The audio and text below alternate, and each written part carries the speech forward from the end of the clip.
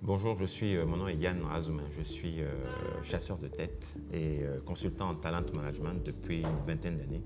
J'accompagne les entreprises et les talents sur leurs projets de recrutement et d'employabilité sur le continent.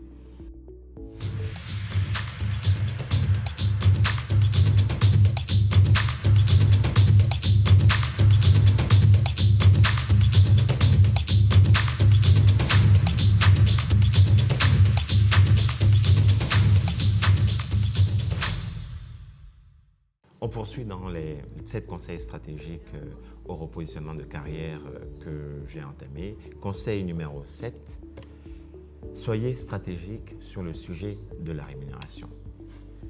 On connaît les avantages qu'ont les employeurs, les grandes sociétés à recruter des talents de la diaspora africaine.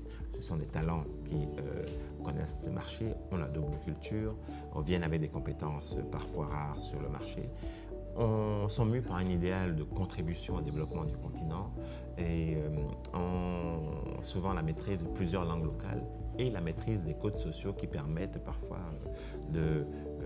d'amener à maturation des contrats ou des négociations stratégiques.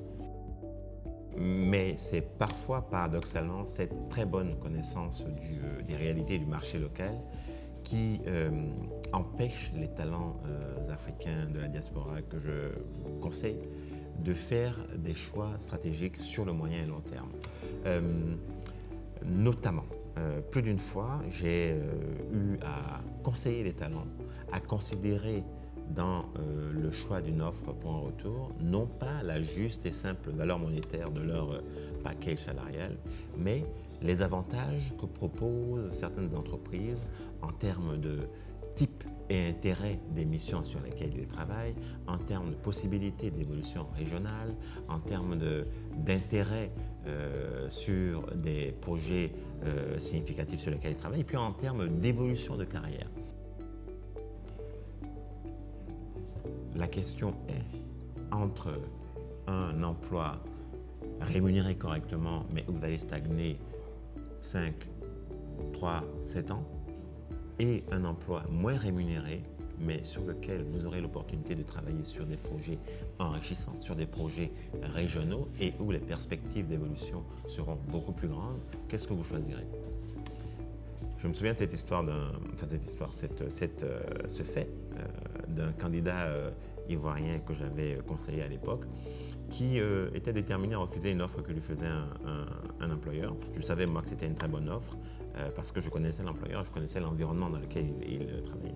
Et donc je lui ai demandé de considérer vraiment l'offre à 360 degrés, exactement comme je viens de vous le dire.